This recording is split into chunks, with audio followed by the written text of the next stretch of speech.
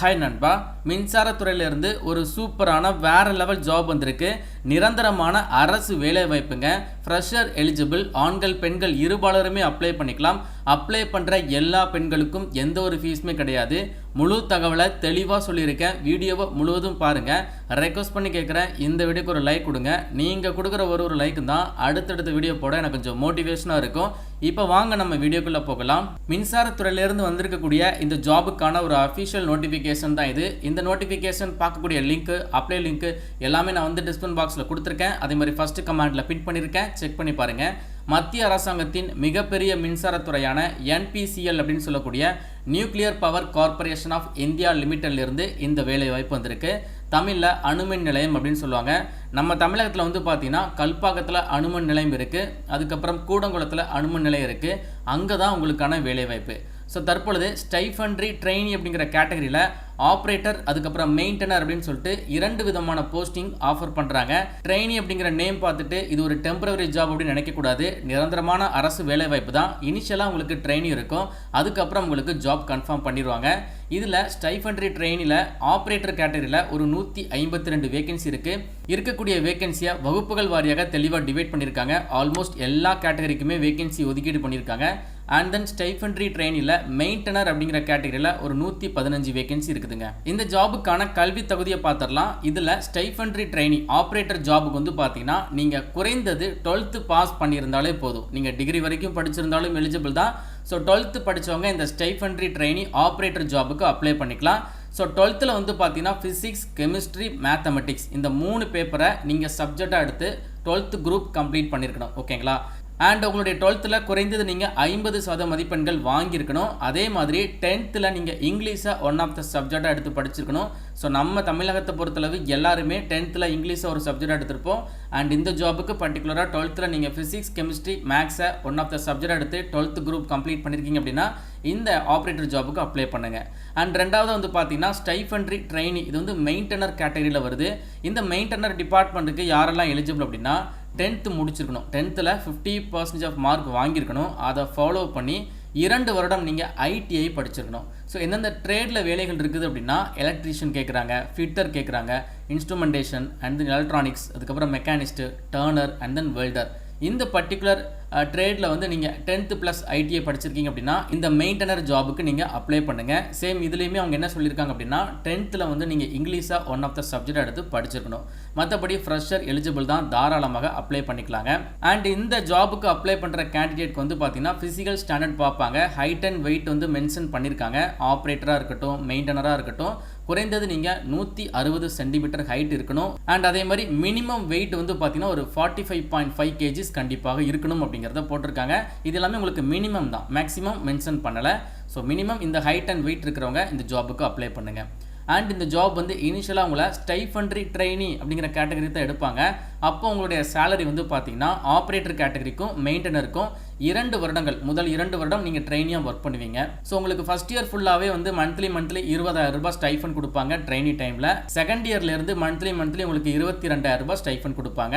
நீங்கள் இந்த ட்ரைனிங்கை வந்து சக்ஸஸ்ஃபுல்லாக கம்ப்ளீட் பண்ணிட்டீங்க அப்படின்னா உங்களுக்கு 2 வருஷம் முடிஞ்சதுக்கப்புறம் 3வது வருஷத்துலேருந்து உங்களுக்கு ப்ரொமோஷன் கொடுத்துருவாங்க. அப்போ உங்களுடைய ஜாப் ரோல் டெக்னீஷியன் கேட்டகரியில் பி அப்படின்னு சொல்லுவாங்க.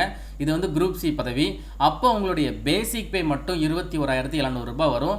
இதை ஃபாலோ பண்ணி உங்களுக்கு 50% ஆஃப் டிஏ அலவன்ஸ் இருக்குது. அது ஒரு 10,850 ரூபா நீங்கள் ஆட் பண்ணுறீங்க அப்படின்னா உங்களுடைய அலவன்ஸ் பேசிக் பே சேர்த்து 3வது வருஷத்துலேருந்து உங்களுக்கு ப்ரொமோஷன் போட்டு நீங்கள் டெக்னீஷியன் பி கேட்டகரியில் எவ்வளவு சம்பளம் வாங்க போகிறீங்க அப்படின்னா 32,550 ரூபா உங்களுக்கு சேலரி கிடச்சிரும். ஒரு நிரந்தரமான வேலை வாய்ப்புங்க. ட்ரெயினி டைமில் மட்டும் நீங்கள் நல்லா பெர்ஃபார்ம் பண்ணாலே போதும், உங்களுக்கு ஜாப் வந்து கன்ஃபார்ம் ஆயிரும். அண்ட் இந்த ஜாபுக்கான வயதை பொறுத்தளவு குறைந்தபட்ச வயது 18 கம்ப்ளீட் ஆயிருக்கணும். அதிகபட்சம் 24 வயது வரைக்கும் இருக்கக்கூடிய ஆண்கள் பெண்கள் அப்ளை பண்ணிக்கலாம்.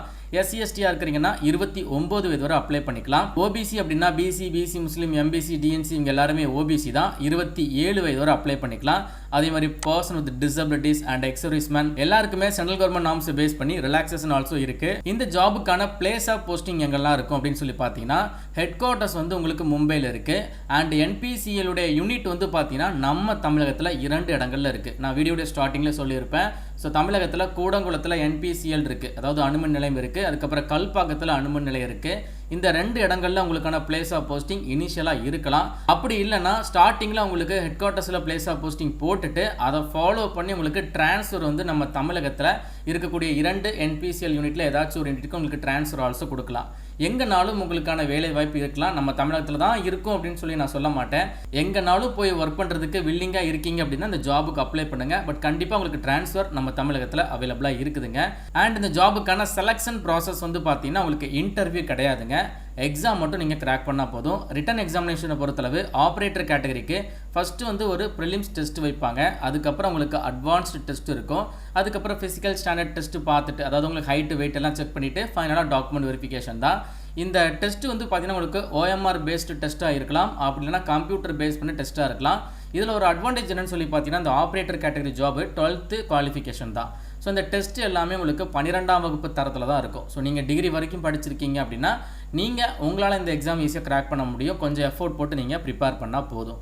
அதுக்கப்புறம் ITI படித்த இந்த மெயின்டெனர் ஜாப் ரோலுக்குமே ப்ரிலிம்ஸு அதை ஃபாலோ பண்ணி advance test and then physical standard test, அதுக்கப்புறம் டாக்குமெண்ட் வெரிஃபிகேஷன், ஃபைனலாக அடிஷ்னலாக இந்த மெயின்டெனருக்கு வந்து பார்த்தீங்கன்னா ட்ரேட் டெஸ்ட் இருக்கும். அது வந்து ஸ்கில் டெஸ்ட் அப்படின்னு சொல்லுவாங்க. நீங்கள் எந்த ட்ரேடு முடிச்சிருக்கீங்களோ அது ரிலேட்டடான ஸ்கில் டெஸ்ட் வந்து உங்களுக்கு வைப்பாங்க. அந்த ப்ரிலிம்ஸ் டெஸ்ட்டுக்கான சிலபஸ் வந்து பார்த்தீங்கன்னா மேக்ஸ் ஒரு 20 கொஸ்டின்ஸ் கேட்குறாங்க, சயின்ஸ் ஒரு 20 கொஸ்டின்ஸ், ஜென்ரல் அவேர்னஸ் ஒரு 10 கொஸ்டின், ஒரு 50 கொஸ்டின்ஸ்க்கு கேட்குறாங்க.